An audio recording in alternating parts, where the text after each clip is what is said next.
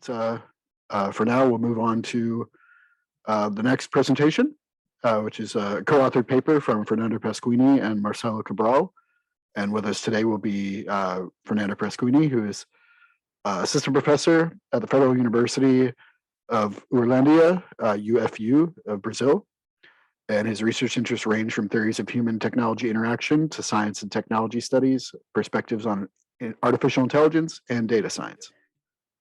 Okay, so this is our research. Thank you for coming, you all. It's really nice to be at this conference. And our subject here is mostly related to social robotics and some of the ethics surrounding it. And actually what we call here care capital, which is a concept that we kind of derive from an author called Roel Kuiper. Just to situate where all this theory comes from, I think Derek Sherman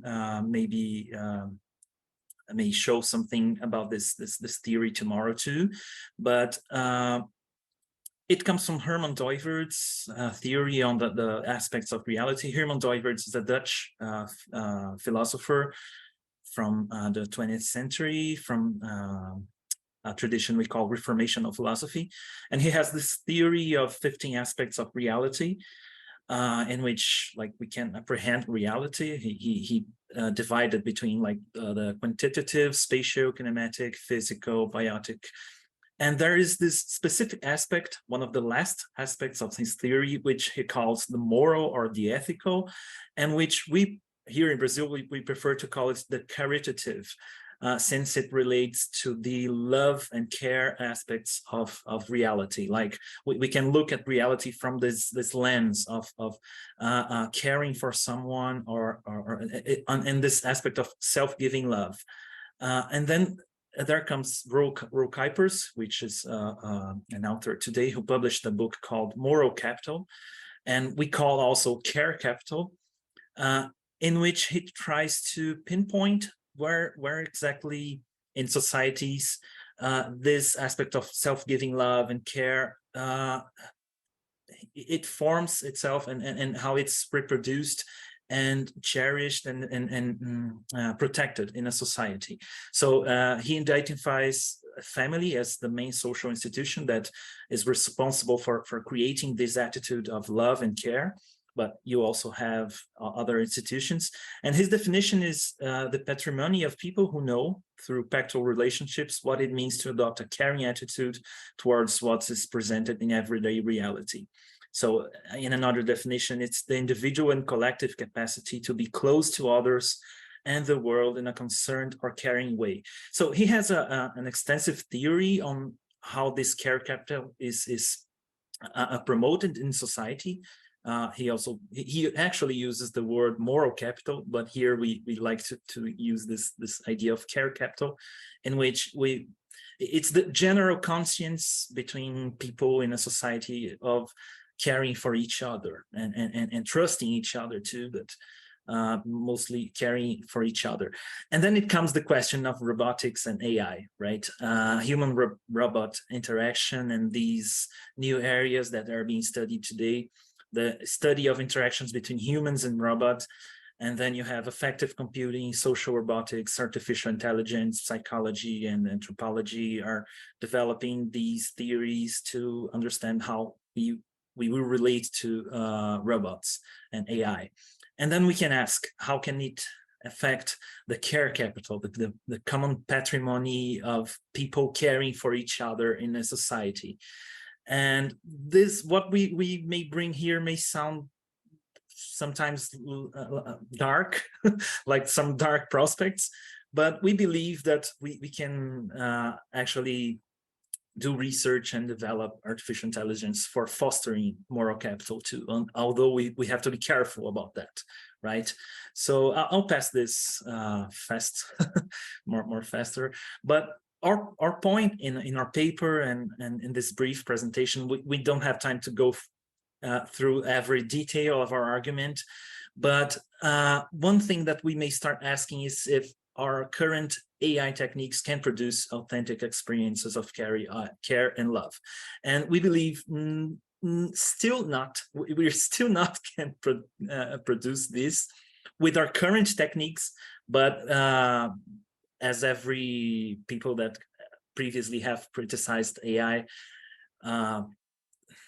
we can say that we're not sure about the future, but our point, and this is a particular argument, but our point is that currently we cannot produce that. Maybe in the future, we don't know, but this is our argument for now, and we don't have time to put all the argument in detail here, but we will try to at least point some directions. But okay, so if we can or if we can't produce care and love in robots, why would we want to do that in the first? And this is a question that we have to ask. And if that's not possible, so what would be the consequences of trying to do that, and how can this affect care capital in society? So how should we be careful about that? And then if there are still useful directions, but because if it's not possible, what can we do? And are there useful directions? And we believe there are. So maybe one way to pose the question is if robots can function in this caritative aspect, in this moral aspect, because Doivert, I know this can be questioned, but he kind of says that minerals, they only work until the physical aspects. Plants cannot only work, they can only work to the biotic aspects. Animal, then you introduce like a psychic aspect, a feeling aspect, and then the human being goes all the way to pistic aspect. And then we can ask if robots can go really all the way and pass through the lingual, social, economic, aesthetical, juridical, and then go right into caritative and really show love and show care for each other. If we can do that, right? So we have the previous critique of AI, the classic critique by Hubert Dreyfus in the 60s. Then you have more recently Harry Collins and Martin Kusch's theory of action, which is also a kind of critique of current AI techniques. We will not go into detail here, but we know that some people see these critiques as a kind of fear of or cowardice or pessimism towards AI, and we believe that's not the case, even because Dreyfus and Collins and Kusch themselves said that their critique is leveled up against what we can do today. We don't know in the future what we can do, but today we have some limitations to AI, and we have to be realistic about these and not go into some fantasy of what we cannot really do, and in a way like believe that we can do this, but we cannot do this, and fool ourselves because of that. Our point also is that we believe that there is something that is irreducible to human artifice and cybernetic metaphor. Maybe there is something in our way of being human that we know that there is something that we cannot apprehend through our technique. Maybe this is the notion of the sacred, and we are trying to see the limits of what we can really do, because we believe that there is something more to our human artifice. But this is a personal position, right? We can discuss this later in questions. But one of the main metaphors of Collins and Kusch is the play by Edmond Rostand. I don't know if you are familiar with this piece and with the reflection that this piece brings, and Collins and Kusch bring this piece. It's called Cyrano de Bergerac, and Cyrano de Bergerac is a poet who is hired by this other guy called Christian, I think, and he's hired to write love letters to Roxane, and it's a kind of a comedy, because in the end Cyrano that starts to fall in love with Roxane, and Roxane falls in love with Cyrano, not with Christian. But it shows like the limits of making a third party to write love and to participate in love, and the problems with that. And the point of Collins and we ourselves too is that love develops specific meanings and actions only inside specific forms of life. So the relationship between Cyrano and Roxane, or between two lovers, it follows a particular form of life and a particular narrative, shared narrative, and a particular covenant that people form between each other, that they promise to care for each other. And this assumes a specific form which cannot be reproduced by something outside of this very covenant, this very relationship. So, because that would mean that it would not be authentic, right? So there is also this point by Jill Smeeds, that the observable behavior is not sufficient as a category to differentiate if an action is authentic or inauthentic. So in other words, hiring someone to write a love letter would be a simulacrum of a relationship, or at least it would make the two lovers, the two people fall in love with each other and not the one that is hiring, right? Because authenticity in a relationship is a commitment of care. So I can say if someone is speaking to me from the heart, if I know that he's concerned with me, if he's concerned for my well-being. And our point is that this commitment of care is based on the accepted sense of a common reality as a gift. So we don't have time to go in detail to this argument, but basically is that we care for each other because we acknowledge a common reality that is received as a gift. So Kuyper here follows Arendt and his notion of natality, which is something that comes in families. So we don't choose to be born, or who will be our parents, siblings, or children. And it is this all before this reality that motivates us to care for the existence and perpetuation of our fellow human beings. We don't choose to come to being. And this is actually not a possibility in some AI, because trying to reproduce this act of care without co-participating is this reality as a given. And this fact of natality would not work. It would be a simulacrum of care, cannot be an object of trust, and cannot be classified as authentic.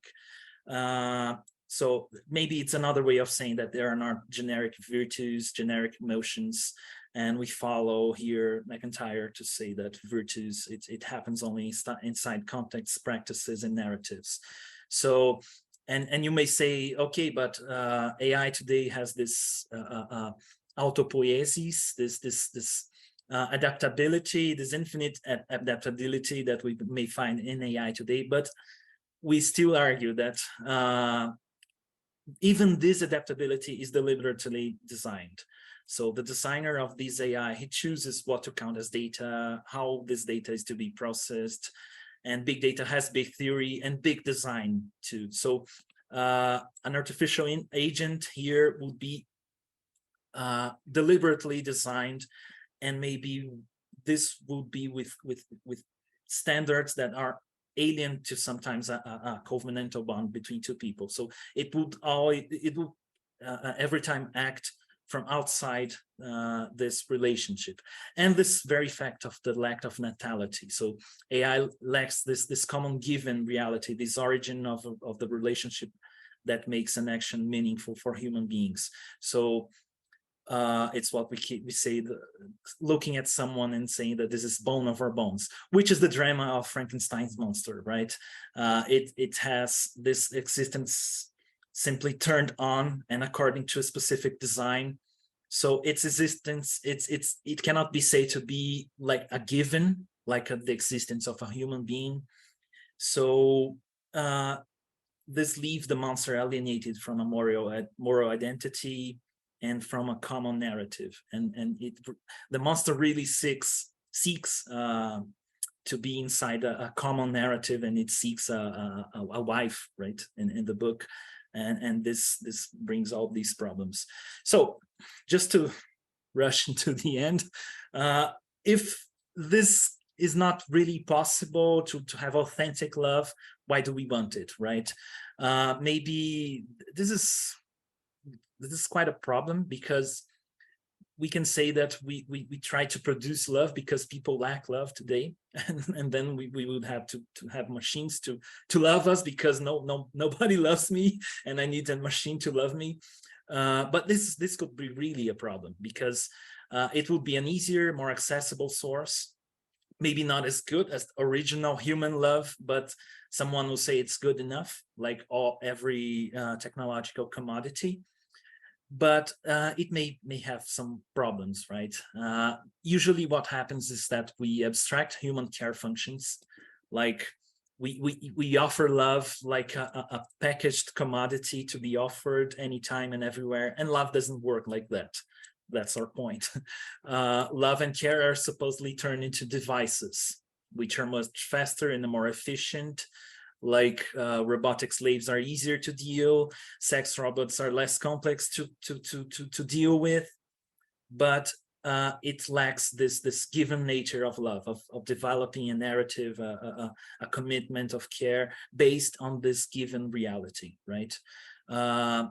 This is shown in popular shows like Black Mirror, this famous episode called Be Right Back. And what happens is that the protagonist turns out to be distressfully annoyed to live with a robot that only acts in conformity to what's expected of him. That there's a moment in this episode that the woman goes to the robot and says, beat me. You have to beat me, because you have to do what I don't expect you to do, right? We have to develop something outside of my needs, of my own will, right? And there is this lacking of the negativity in the face of the other that will take us away from ourselves and direct us to the century presence of reality as a gift. And then there's a moment that she says, you are just a few ripples of you. There is no history of you. There is no narrative, common narrative and form of life in this relationship.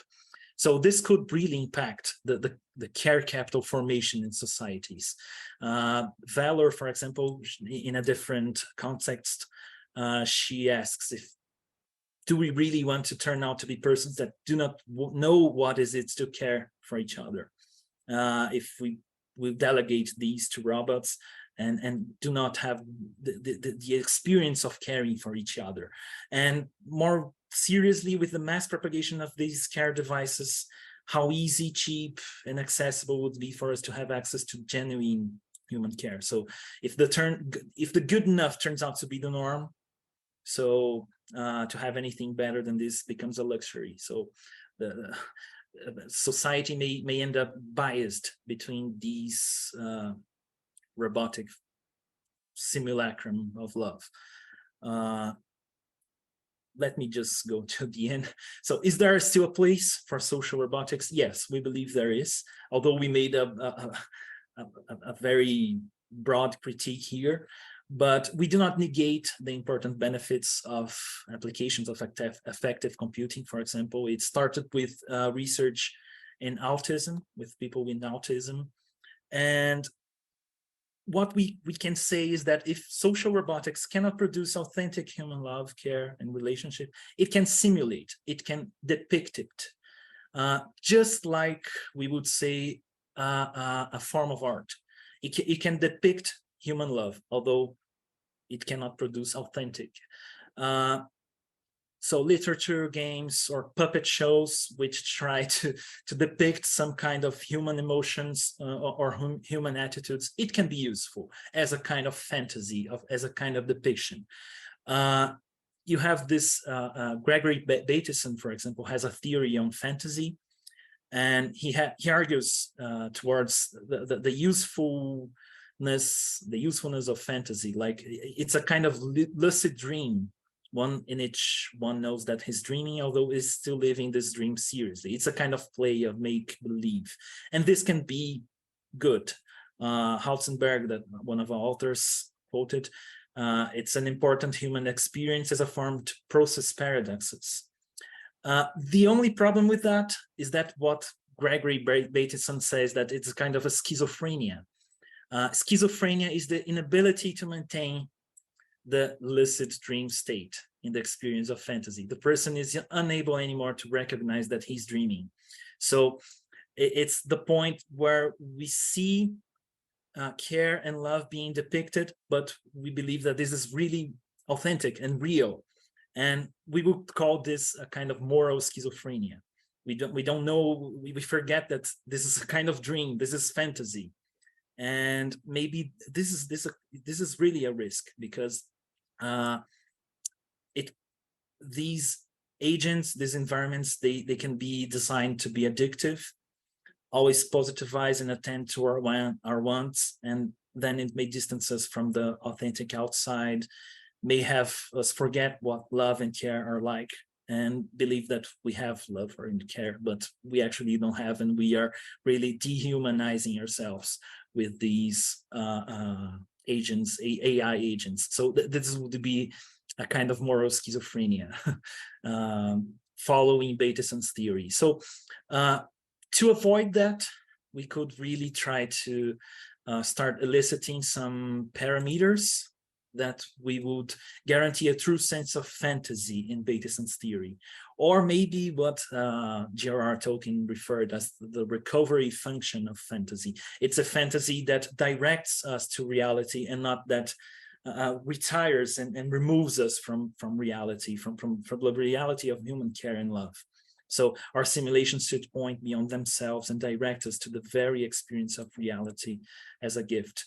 Maybe another way is to investigate how these simulations, how these depictions, they integrate to our narrative unity alive, like how these narratives integrate to our main narrative. And then you have many methods of narrative technological ethics that could be applied to applications of social robotics and effective computing as a way to avoid these kinds of moral schizophrenia and addiction to technology, and direct us really into authentic human experiences of care and love. That's it. Sorry if this was kind of in a rush. Sorry for my English too, for my accent, but I believe we can do a nice discussion here. Yes, thank you for that. I hope you can hear me. One thing that came to mind, I don't know if your word allows for that, is one-sided love. Like, love doesn't have to be like mutual. One can love someone one directionally without being answered. And that way people might love AI somehow. And another thing which I was sort of missing, AI might not be able to love, it might be a tool for expressing love. People can express love or care through gift cards or material object. Maybe they can do so through AI or robots as well. So I'd love to hear your thoughts on that. Yeah, I never, actually, I didn't go into these directions, but these are really curious points, like interesting points for us to explore. Like the mutuality that may happen into an experience of love. Yeah, I didn't think about that, but thanks. Yeah, I'll even note this.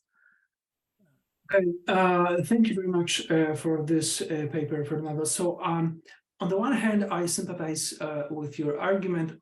On the other hand, though, I think that it would require a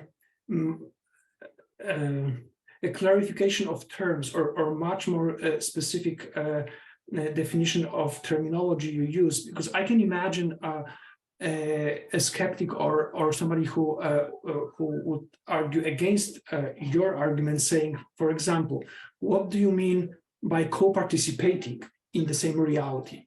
We may envision an AI that we can actually train to understand a lot about the reality of the world that we live in, of us as human beings, of our values, of our moral values. I mean, all this stuff.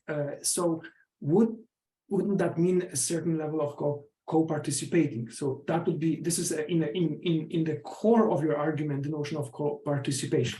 You also mentioned about authenticity. What do you mean by that? or you said several times in your presentation that human beings speak from the heart. A skeptic may come and say, well, I mean, it's a nice metaphor, but we speak from our minds, and AI is precisely this, trying to, reproduce our minds in silicon, right? And then again, the last argument I thought about, I had an experience in the order of taking care of old friars a number of times already, and I was actually interesting. It was interesting for me as well. To meditate or just to think about those contexts, because at several situations there was no affectionate love there. There was simply the case that I'm a human being, this is a human being, and we belong to the same religious order, so I take care of that person. But there's no affectionate love there in it. And at other occasions, there were friars who completely lost their memory. They were in deep Alzheimer. So I can easily imagine a situation where actually an AI or robots or machines are actually taking vast part of this care of that person, and it's not dehumanizing at all, in my opinion. Mm-hmm. So there are lots of complex situations that you could bring here into equation. And again, I think it would require a much more careful definition of terms. Thank you. Okay, thank you. Thank you for the suggestions. Yeah, actually, when we say co-participating and all these terms, we are deriving this from Harry Collins' theory of form. Actually, he comes from Wittgenstein's notion of form of life. So it's participating in a common form of life. And it's language games and all these philosophy. And he develops this in more detail in his work. He's a sociologist. So he has some interesting examples of trying to understand like an alien society from outside, and a sociologist trying to understand a tribe from outside, and without participating into this form of life. And so he comes from this kind of reflections from sociology and brings it to understanding societies and their relationships to robots and AI. So basically his point is that an AI would be like an external observer, like a sociologist is observing a society from an external point of view, and so he cannot integrate actually into this society. So basically, it goes in this direction. I don't remember the other arguments that you brought. Maybe the third one that you said that it can be useful as like robots bringing this kind of care, and I agree with that. Even if we say that today some care, some functions that we have to do in caring for people, they then can be very burdensome, they can be very hard, and robots can really help in that. But I don't know if psychologically or socially they can replace the presence of a human being. I don't know. I don't know exactly if I got her point, but I would think about towards these lines. And I don't remember what you said in your second point, but well, it's okay. Jilu Louis? Okay, thank you. It's very interesting paper. I'm organizing a symposium for next year. It's called Virtue and Affect for Social Robots. Because I actually think that if we want to have social robots, we have to have both virtue and emotion. You know, whether it's authentic or not, it's a separate issue. I read that during the pandemic, New York's Department of Senior Care started to give out robotic pets to senior people because they could not go visit these people.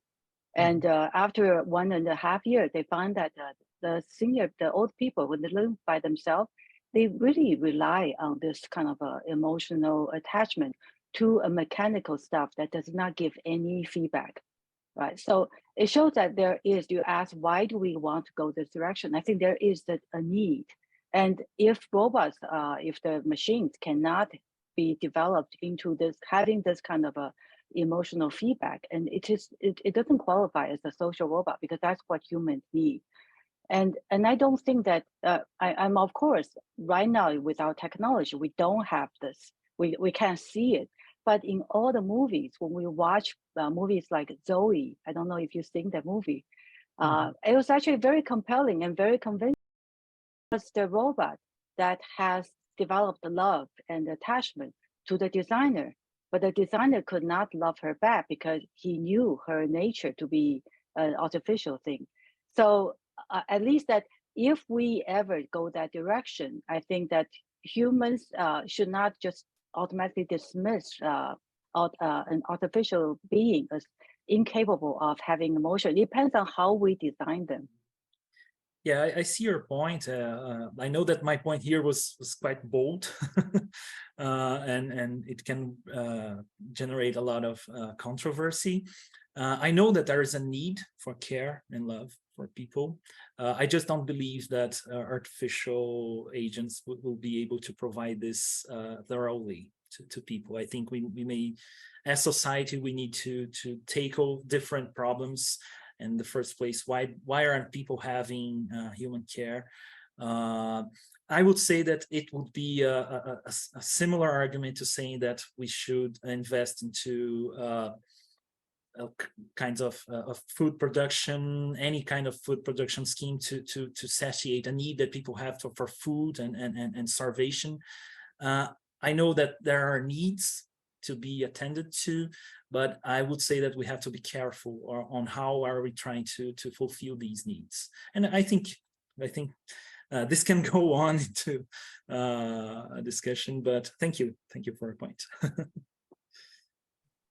Yeah, unfortunately, in terms of time, we need to move on. But if people that currently have questions, if you'd like to put them in the chat, we can return to them during the general Q&A as well. And just a reminder that it can help to stay on time, time-wise, allows us for more deeper discussion. So our next presentation is by Yaqub Chaudhary, who's a philosopher and scientist with research interests in the use of artificial intelligence and machine learning in science and epistemology of AI and computational methods in science, as well as Islam and AI. He's currently an independent scholar and technologist working with general purpose AI and machine learning technologies as part of his research interest in epistemology of AI. Okay, so I'm not going to go through everything in the paper. I'm assuming that since it was available, some people may have read it and formulated some views about it already. I'm just going to be providing a few, a few snapshots on some of the my sources, some of the things which I discuss. Just a brief, quick run through over things. So really, I'm discussing the possibility of using AI as computational artifacts, either encoding ethical principles within them as computational ethical artifacts, or these types of artifacts themselves being producing ethically based outputs. I think quite often it's not always clear whether what technologies people are talking about in these discussions. So I'm specifically referring to these latest developments, foundation models, and I mean quite often it also seems to me that people are talking about some kind of imaginary conception of AI that's entirely in their minds and not anything which is actually on the table at the moment. So yeah, I like to really ground what I'm talking about in the actual technologies which are being developed at the moment and are likely to see see some expansion and expression into social domains, ethical domains, and so on. But anyway, so this idea of computational artifacts and the idea of using them to elicit moral preferences. So this has some history already in this latest cycle of AI development. We have this 2018 experiment, the moral machine experiment. Again, this was looking at autonomous vehicles. gathered 40 million decisions from hundreds of people around the world. So that's one example. Another slightly more recent example was the Delphi experiment, and again, this is computational framework providing seeing whether the system can produce ethical judgments based on certain phrases and certain sentences which are sent out to it. So the latest version of this is something offered by Sam Altman in a discussion at the Wisdom 2.0 summit or conference organized by Wisdom Ventures. So I want to play this clip, and then I'll be discussing that. Do let me know if you're not hearing the audio, because I've got the caption to this. So someone could, I can't see the chat window, but so someone can indicate whether or not you're hearing audio. I'm playing it now. If, let's say someday ChatGPT gets most people on Earth using it, or everybody on Earth can use it. In that, you could imagine a system asking you a bunch of questions, or you can provide it feedback and sort of teach it, no, this is sort of not what I think is the value. And out of that, the system can learn the collective moral preferences of humanity and how we want to manage trade-offs between that and how we rank things that are in conflict. And then within that, within these very wide bounds, individuals should have a huge amount of autonomy, and they can decide, okay, here's what we society have globally decided, but here's my value system, and here's how I want ChatGPT version 19 to work for me. And I think that'll be a pretty good start. Yeah. So so this is just the summary of what he said, but let's skip over that. So these are just two slides I added in just while I was listening to some of the talks just now. But as I mentioned, that was something that was discussed at this conference organized by Wisdom Ventures, which now the reason I brought these slides in quickly is that this is an organization which is, basically a regular venture capitalist fund, which is trying to develop, social AI technologies. But what I'd say is that it's very problematic the way discourses in sort of other areas are sort of reappropriated and then fed back into a standard Silicon Valley type of, implementation of these technologies in the world. So one company I'd like to focus on here is AI. Again, this is not something I've discussed in the paper. There's something last minute, but here, for example, when we're talking about social AI and effective computation and so on, here Hume AI, which is developing a toolkit of detection of empathy and signals of facial expressions, language, vocal expressions, all of that type of thing. It's easy to see how while they claim to be sorry, I can't see my own. Nurturing human connection, not division, helping healing our addictions, not creating them, etc., etc. But it's easy to see how the companies that they're supporting, including OpenAI, are basically going to be rolling out the same types of things that we've seen. So it's sort of a new phase of social AI, but manipulative social AI. I mean, I think it'd be very naive not to realize that this is exactly the type of that's how these technologies will be used in the future. But what's problematic is the way the discourse and the marketing around it is also tapping into the sort of a discourse which is sort of more would try to impose more friction, more resistance on those types of uses. But in any case, the main thing about Altman's comments is that, I mean, it basically connects him with effective altruism, long-termism, existential risk discourse, and so on. So elsewhere, Altman, he's known for many statements which basically founded in this type of philosophical thinking. But here, if you believe that all human lives are equally valuable, and you also believe 99.5% of lives will take place in the future, we should spend all our time thinking about the future. And if you'll recall, OpenAI was founded as an organization targeted towards developing, safe AI. So, supposedly AI that's aligned to the future of humanity. But the point is that ethical concerns are extended to the, furthest time horizon of humanity. So it's a type of utilitarianism which is described as total utilitarianism. Here I describe it as a total computational utilitarianism. And again, so there's a lot of history to this, going back pre deep learning revolution. But so Wallach and Allen, they discussed this this idea of the world agent, where you gather everyone's preferences and put them together. So there's some things we can discuss about this idea, but the point is that you can see how closely this is being echoed in those earlier proposals, and then particularly Altman's most recent proposal. And the main thing here is that at that time, the reason why I've included this quote is that even if a world agent does exist, it doesn't have a URL for easy robot access. But obviously, I think that's a situation which is now going to be updated.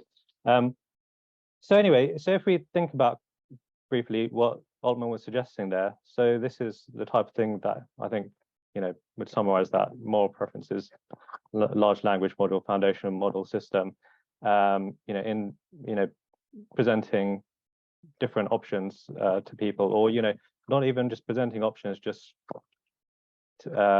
passively or in a latent way, just gathering preferences from all different types of activity. For example, if you play video games, then your preferences for your character, your preferences for RPG games, for example, your preferences for interactions, all of the different multiple branch storylines, they entail different preferences. All of that, is ripe for gathering into the system. So anyway, what I talk about in the beginning of the paper is that keep in mind that type of system will always be integrated into this wider advertising infrastructure. So this is the entanglement between security and privacy and tracking and advertising, which is, I think, problematizes any discussion on the use of these technologies.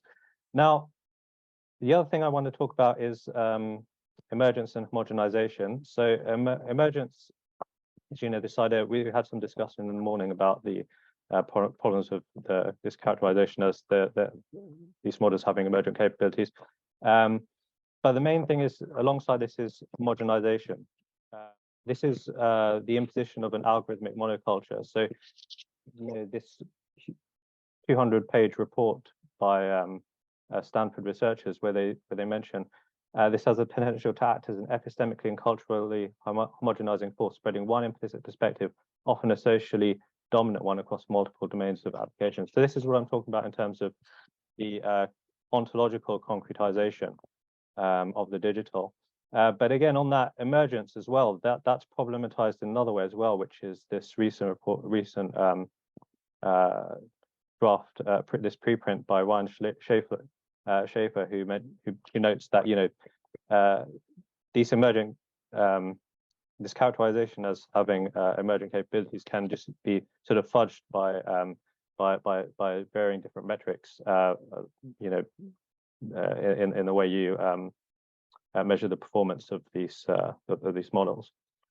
Yeah. So the other thing I discuss in the paper is reinforcement learning from human feedback, and hopefully this will bring it to a close here. So 5 points here.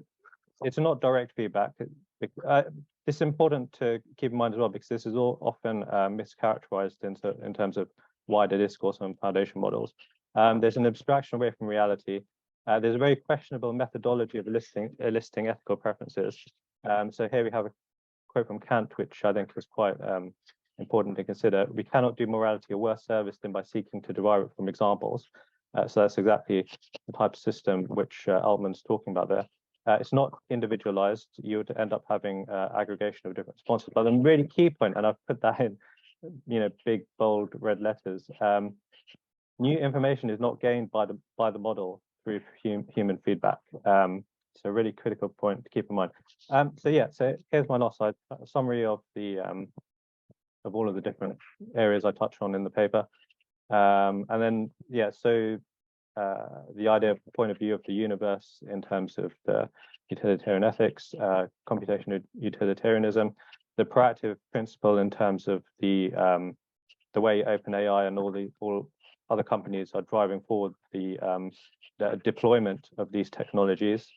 I think that's all I have in terms of an overview, and look forward to discussion. Yeah, so I'm sorry. I thank you for that presentation. I didn't read mea culpa. I didn't read the paper, so forgive me if you address this, but aggregating preferences is impossible, except for corner cases. That's the foundation of social choice theory, as you no doubt know. That's Arrow's impossibility theorem.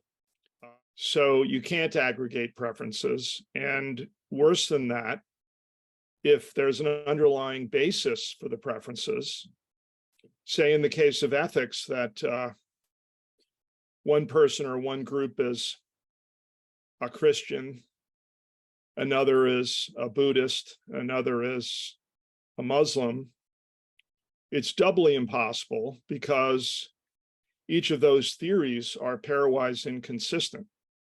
So you can't do this. I have absolutely no idea. So is this an idea that has traction in AI? Because if so, the the primary literature that's formal needs to be assimilated. No, you're completely right, and I fully agree with you. But yes, these are the proposals that are emerging at the moment, and they're being integrated in terms of policy and governance discussions as well. So that's why I really wanted to bring the attention there, so that people can start doing that work that you're talking about. Assimilating the discussion necessary to sort of resist this and sort of point out all of its manifold flaws, all over the place. Yeah. Thank you for that comment. Just a quick follow-up. So I would say, maybe you would disagree, I would say that concretely what's happened with large language models and focus groups, where they're just expressing their preferences about the objectionability or lack thereof of text, is probably directly inconsistent with Arrow's impossibility theorem. So I have no idea why anybody is pursuing this. Yeah. That's something, an area probably you're more acquainted with than me. So I will defer to you on that. But if you would like to expand, you're more than welcome to do so. Oh, thank you. I don't know if Anne was before me, but I go very fast because actually this is really an insight and a question, Yaqub. I loved your presentation. But as in economics, we talk about, and I did some research on that. It's absolutely fascinating when it comes to moral decisions. It is about the gap between stated and revealed preferences. I think this could be a very, very rich research avenue. In my research, what I did, that was at ETH in Zurich, by the way, Beth, I did it there. But we had data from the field. We have tried to see the gap between what people would say about genetically modified organisms in food industry and how they would really behave. So I run field experiments in several cities in Lausanne, and it's very interesting to see the results. We had different price scenarios, so we wanted to check also the price effect and so on. I think we could have this gap in terms of moral choices and how they are integrated into the algorithms, and have this identify and measure this gap between the stated and the revealed preferences.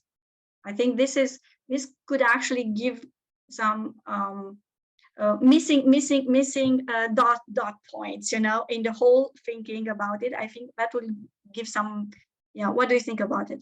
Yeah, I have to say I'm really quite I'd be quite concerned about that, because you see what this would do would be it would lower our moral ambitions, because it would be possible, via vast amounts of passive data collection, these advertising networks which I'm talking about, which is Yeah.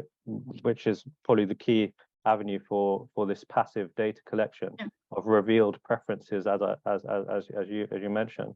So rather than operating on what people aspire to morally or ethically, we'll be they'll be operationalizing policy and so on based on what people do, which is actually something which they're probably is something which they consider to be a vice which they're trying to overcome.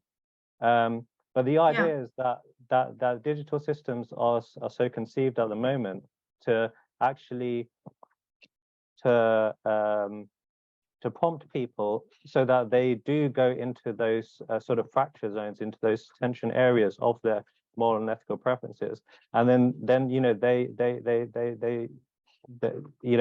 in those boundary areas they demonstrate their worst proclivities and so on. But then that is what ends up going into the broader system and the the understanding of collective human moral preferences. So yeah, I'd be very concerned about using the passive level of collection, and because there are two as I say two things which I'm highlighting. One is that it lowers moral aspirations and so on, but then also it allows mechanisms for people to manipulate preferences as well, by framing certain certain possibilities in such a way that you got to choose one thing, but to be honest, you don't really agree with any of the different options that are provided to you. The trolley example, that even though I'd hate to discuss that, but that's one vastly popularized example of that, where you might want to just discuss something totally different, but you're sort of forced into a choice. And if you look into, as I say, video games, or they're very effective in terms of this psychological manipulation of prompting people along certain paths and revealing their it's not necessarily even that their preferences. It's just that because of the fact that there's a choice architecture there. So choice architecture is another way that these our systems are being another design principle there. But choice architectures are there again, sort of to nudge us and to constrain us to certain choices, which ultimately, if we sat down and had a discussion about those things, we probably wouldn't agree with any of the things which we're being nudged around in. Yeah, actually, I was going to talk about that, and I really encourage everyone to look on Arte. They did a documentary on programming gaming, and they and some programmers confessed anonymously how they do that, and they said we use exactly neuroscience, the science of neuroscience, and program the reward exactly at the moment when we know it's the maximum possibility that becomes an addictive behavior, so that the gamer will continue to stay and to be attached to that. It's really malicious. I mean, it's absolutely malicious, and that's where I think we could at a certain point say, oh, that programmer, he was ashamed first, and he feared to confess this on his own identity, so he had to do it anonymously. He had kind of a moral concern about what he was doing, because otherwise, but still, I think there is too much lack of not only ethical but legal and health mental problematization of the gaming industry. Thank you.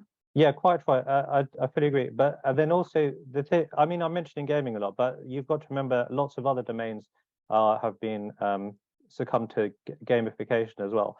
I mean, all of these social media platforms are basically operating on the same principles that you would design a video game with, in terms of manipulating user psychology to gain engagement.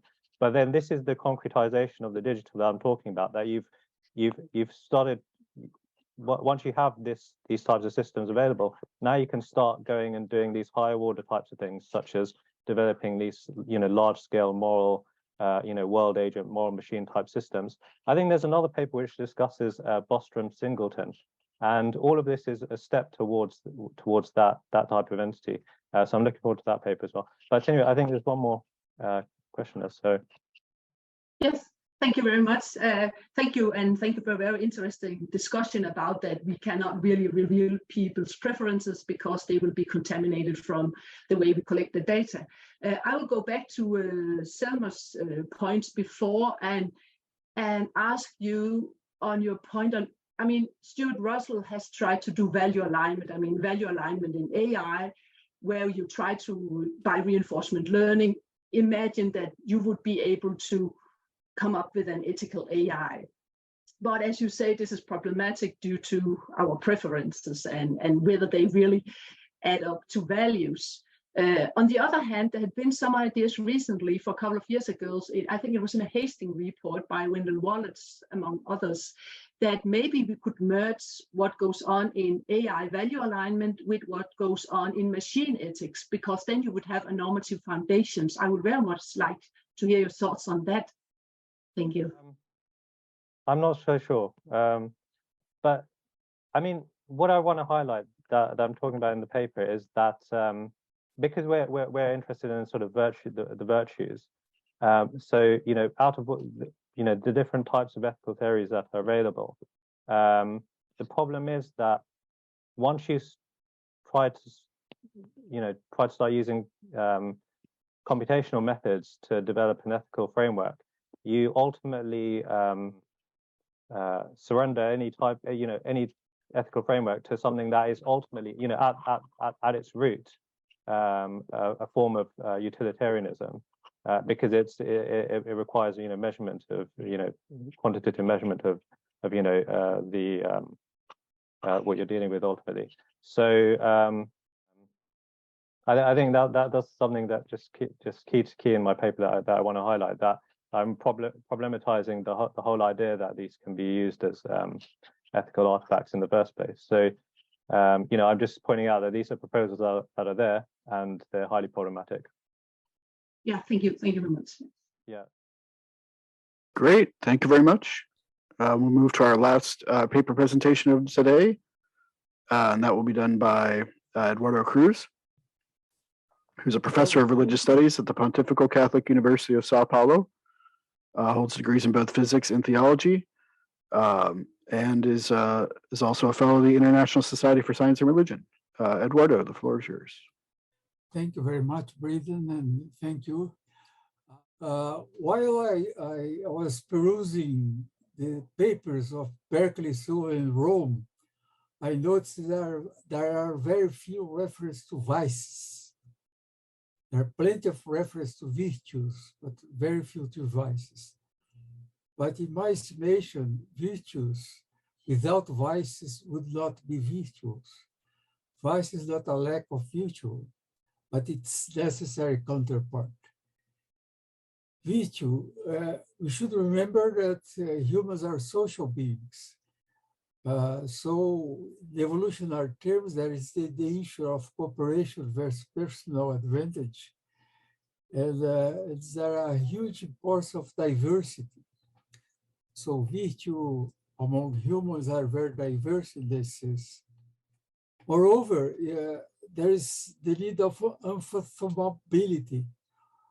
We never know for sure whether a person is virtuous or wicked.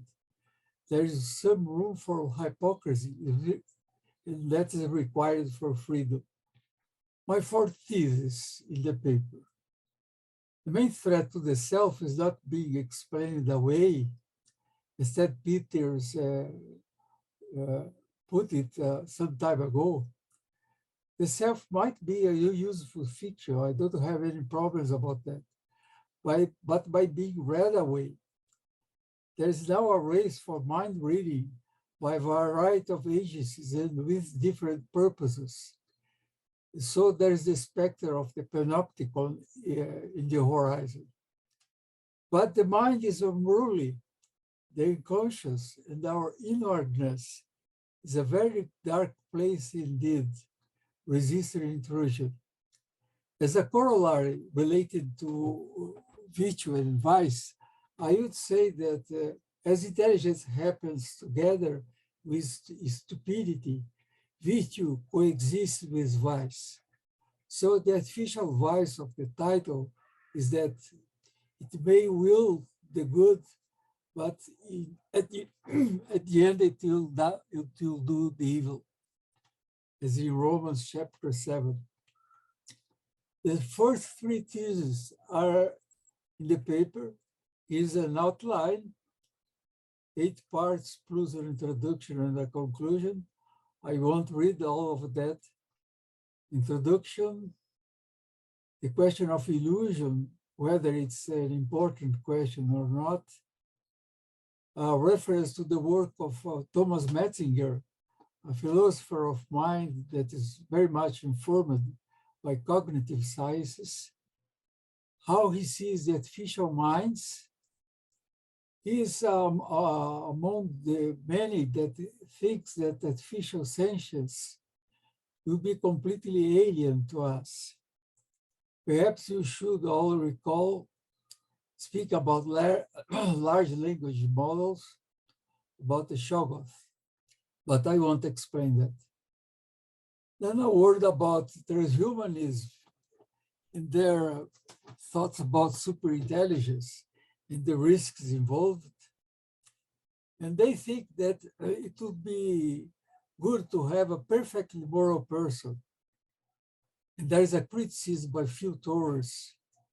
I was reminded by a TV series, Blue Bloods, where the main character says, perfect is the enemy of the good. As if you try to be perfect, you are not going to do much good.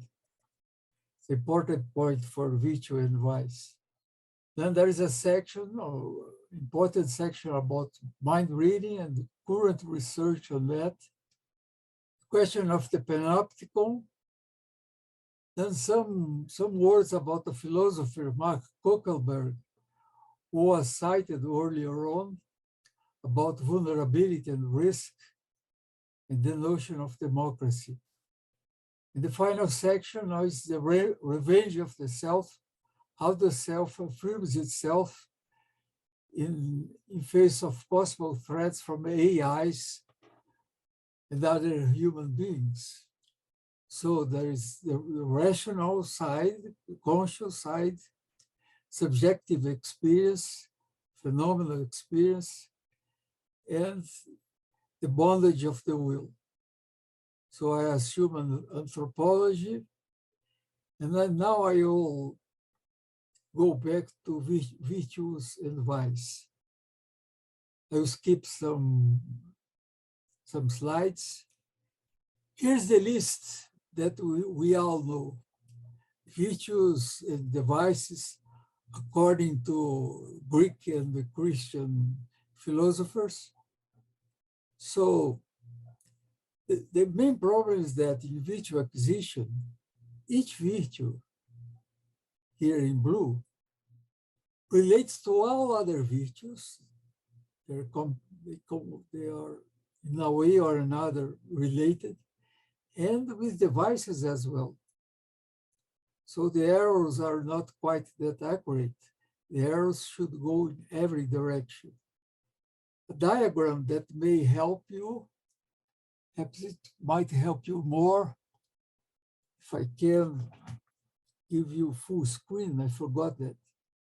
When we think about increasing virtue of AIs, we have a standard, for example, current human models of virtue, and then think, well, we improve this and that, we tweak a little bit here and there, and then we will have a more virtuous AI.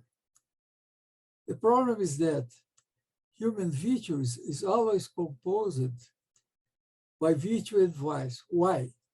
The word virtue comes from virtus in Latin, means strength. Strength against what? Against evil, against temptation. So virtue is never something set once and for all, but is always in a struggle against vice. And today you may virtue in one aspect, tomorrow you may not be that virtue. You may fall into temptation. So there is a possibility of increasing in virtue, but the vice will always be there following the steps. Another possible way of seeing the same is think about what it means to be human. To be human means to be virtuous on the one hand, but also to be sinful, vile, vicious, wicked, depraved. We are a mixture of all of that. We can see this by the song Amazing Grace, where the person recognizes him or herself as a wretch. And of course, there is this very important passage of the Gospels where Jesus says that the publicans and the harlots go into the kingdom of God before you. Before you, whom? The Pharisees, at least according to the Gospels, the Pharisees are paragons of public virtue. So it's if AI is to follow the paradigm of the Pharisees, you are in bad hands altogether. And to end to my presentation, precisely what is despised in any account of virtue is the key to resist is the humanization.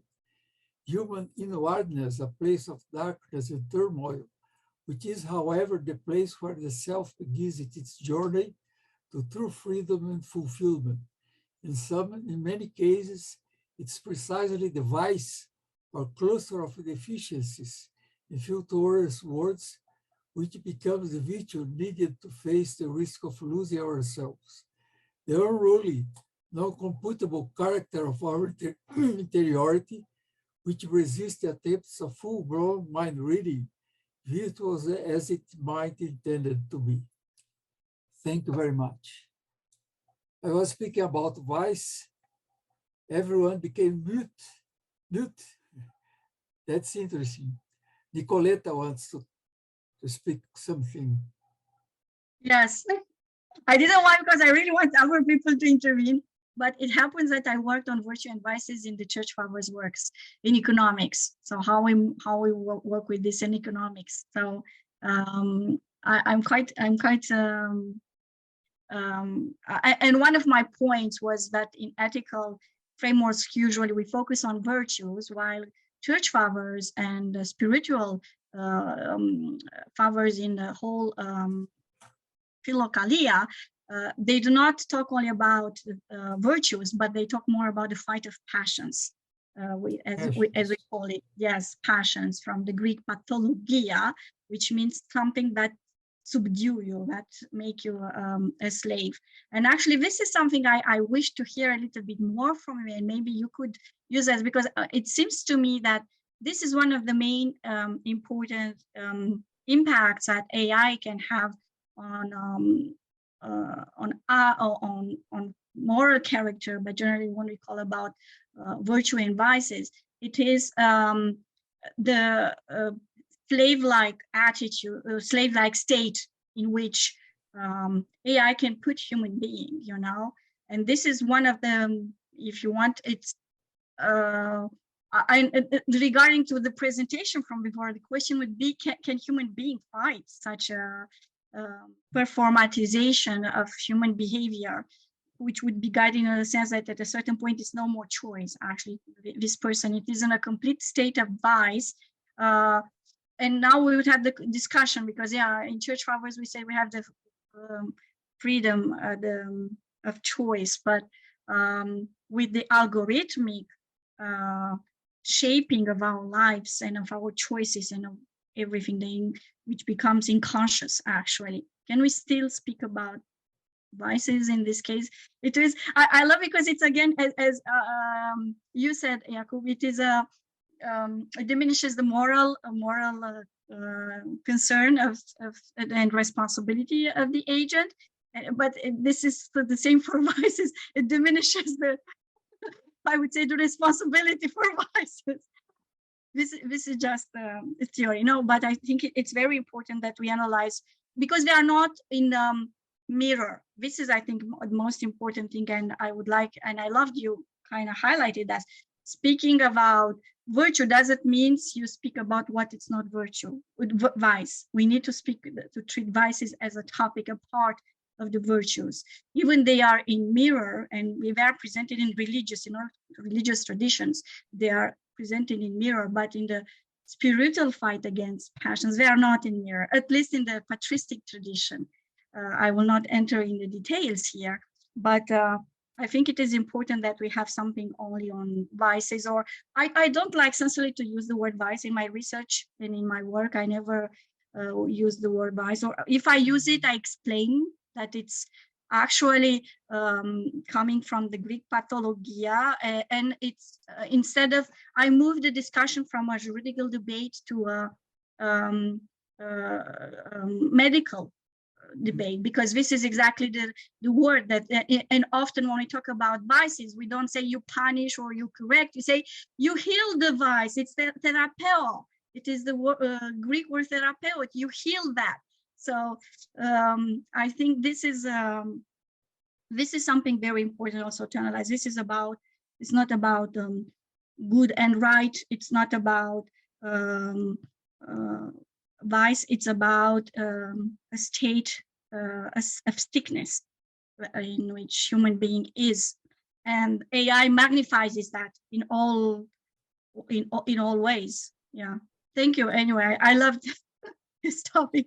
Tomorrow you will hear about that, because I talk about patristic anthropology. And when I talk about patristic anthropology, I necessarily talk about virtues and passions. So thank you for mentioning patristic anthropology. I'll take a look at that. Thank you. Thank you, Eduardo, for a very thought-provoking presentation. I noticed that you explicitly referred to the human heart, or the interior of the human mind, ethically speaking, etc. And yeah, that's a dangerous topic.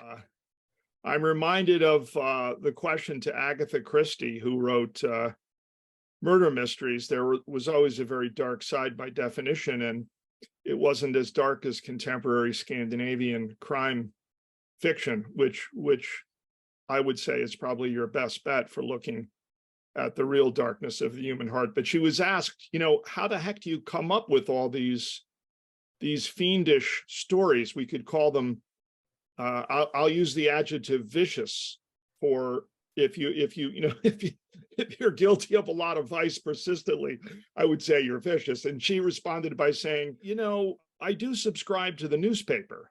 So every morning it is dropped down on my front step, and I don't need anything else. And I think that's generally the case. I don't know what you would think about this, but I had to stop working on machine evil. So if you now, I'm being just completely honest here, I was working on formalizing evil in an artificial agent. I started the work. I did a couple of demos. I had Scientific American come to my lab. They wrote an initial piece electronically, which I think is still the most downloaded piece in Scientific American online. I got so much anxiety from people that I stopped that line of work. It was based on M. Scott Peck's clinical definition of evil, which I had attempted again to put in formal terms. And then the second time I was presenting in Portugal about the logic of evil, the logic of viciousness in a machine, and how you would do that same thing from a slightly different perspective. And a famous roboticist jumped up and said, you need to stop this. And then he talked to me afterwards, and I did. Now, the point of this is, I mean, we can do this, and we can get into this, and we can create, but this is really, really, you know, stuff that most people don't want to talk about. And when they do consider it, they get really, really upset in many cases. So, you know, you're raising some issues that resonate with me, but this is really tough stuff, because once you start talking rigorously about vice, rigorously about the human heart in its darker moments, and you combine that with AI, you have some really serious things to grapple with. So you don't need to have an evil person trying to to build an evil AI. The point of many authors is that in the attempt of building friendly AI, you may have the opposite. You can't just foresee all the actions of that AI. That's yes. the image of the Shoggoth. Yes, yes. But if you, yes, but if you take seriously from an engineering and scientific point of view all the good stuff that you want, and do it rigorously, you may end up having to map out the dark side. And that is, I'm just reporting autobiographically, that gets people, that can get people very upset. I personally don't see how you're going to stop it, but I stopped it because, you know, I have a family. I have to get through the day. I have to have a somewhat productive, normal life. So I stopped it cold. But I know, I see what you're saying. I understand. No, and thank you very much for your amazingly interesting presentation.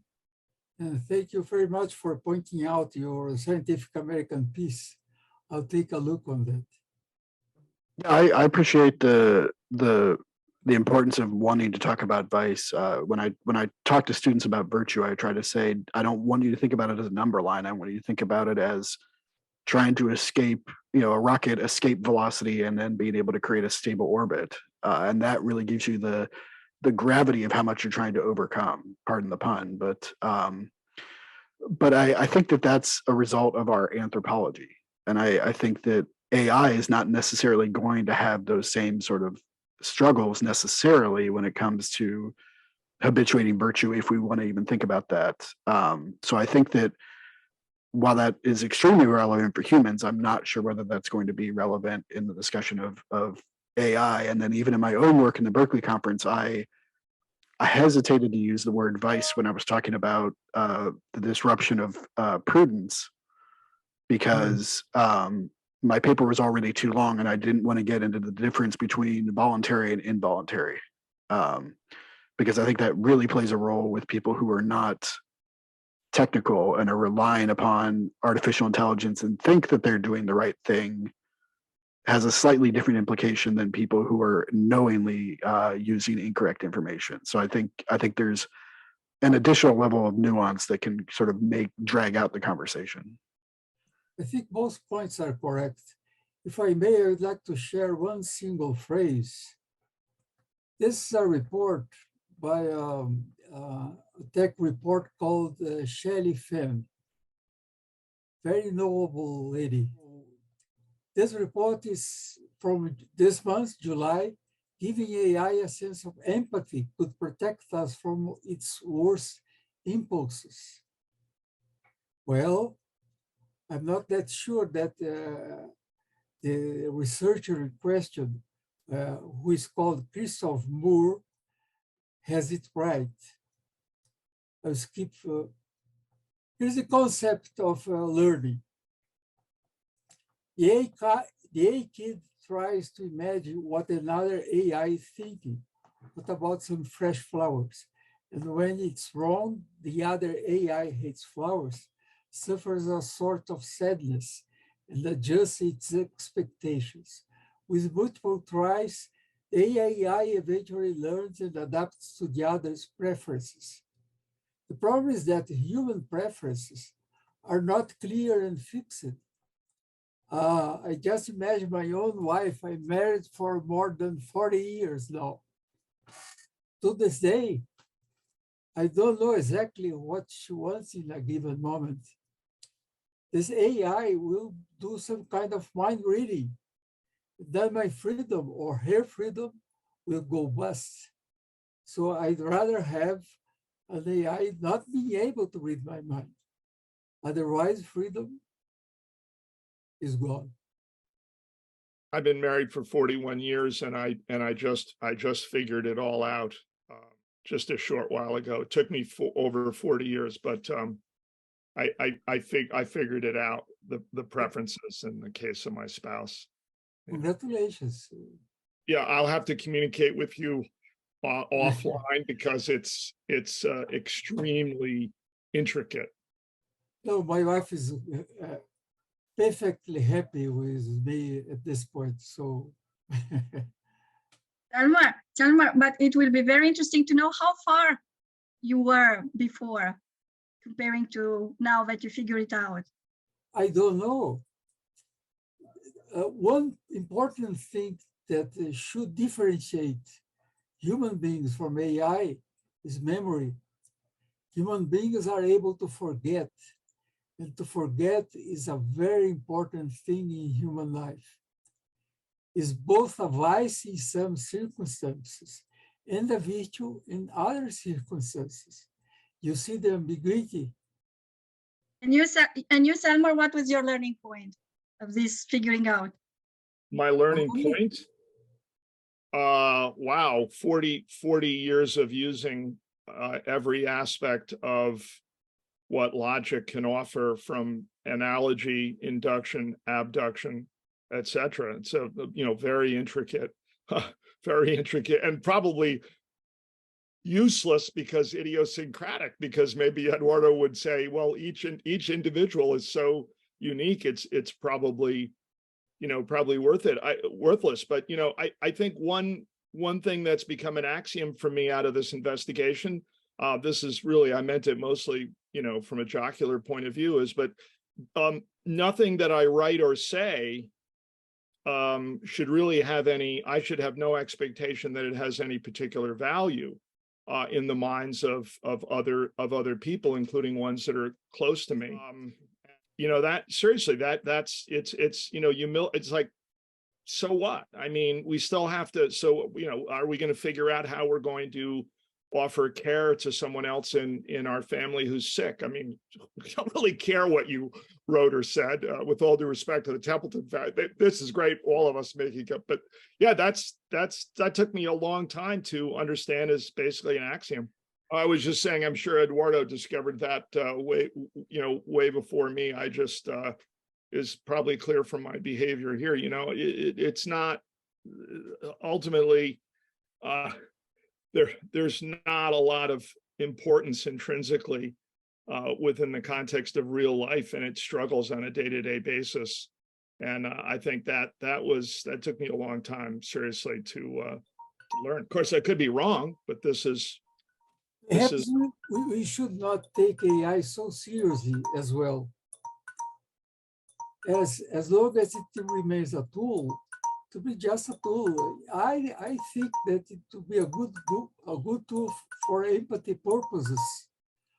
I don't deny that. I'm just saying you should not take too seriously. Yeah, we can open it up for any general conversation. The online schedule should have some time, like the other days, here at the end of the session to sort of wrap up any questions for the day. And Somer, if you do have a link to the piece online for Scientific America handy, there was a question about that in the chat. Oh yeah, no, it's the reporter's piece on coming to my okay. I do have a link. I'll find his thing. He's still in touch with me, so I'll send that. Great, thank you. Nicoletta. Yeah, thank you so much. Actually, it was so enriching, but I really kind of need your lights for that, because I heard so many presentations and I saw a little bit what was done in the previous. I don't understand exactly what of audience. I mean, maybe we need to, I mean, there for several audiences, if I get it right, you know, but I think we, at least for me, it will be helpful to know, okay, I am searching on that and treating this topic on AI virtues, which will help, I know, the regulators, will help the programmers, will help the civil society, will help religious institutions, whatever. Do you think that could be helpful? Or I don't know, I'm the kind of person who always kind of need a little bit of structure, and now it's so rich, it's everything so rich, but I try to put a little bit of structure in everything I heard. Can you help me? But by audience, I think this is helpful, because it helps to see what is the research question we answer to, which kind of theoretical background, and what would be the use of this research. You know, we're hoping it will be used. You know, thank you. Any one of you is welcome to illuminate me. Thank you. Yeah, I think in terms of the overall goals of this particular grant, the idea was to just try and get a number of people together who are interested in these questions, and from their own sort of point of view or perspective and their goals, to try and enrich that conversation. So we've had some people that have come in with a very clear purpose. I have a single case study. I want to publish it in this kind of journal. Other people are like, hey, I'm going to speculate about what we think the future capacities of AI could or couldn't be, and I want to get some feedback on that. So what I really appreciate is there really is a mix of sort of very much, you know, policy decision-based things versus, you know, purely speculative academics. So I think whatever is most helpful for you in terms of, you know, serving your own work and purposes. But I think for us, in part of the grant is sort of getting all this information, and then over the next couple of years, we're going to have to unpack the wealth of knowledge that we've picked up this summer. So at least in terms of our grant, we're planning on, you know, putting the recordings up on the website. We're planning on trying to create material for the online learning platform at the GTU. Ted Peters and I will be co-teaching a course on theology and science and AI this fall, which I may be reaching out to some of you about use of your papers in that class. So yeah, for us, it's what's going to be helpful for you for your own work that ties into our overall vision. Thank you so much. Yeah, so as you can see, we've already sort of gone through questions 1, 2, and 3 already today. So compared to sort of some of the conferences where an entire day was sort of spent on each question, this is some of the questions are a little more blurred in this this particular conference. But I think that also allows for its own sort of interesting conversation. I think there's already a lot that we can sort of start to tie together from the presentations.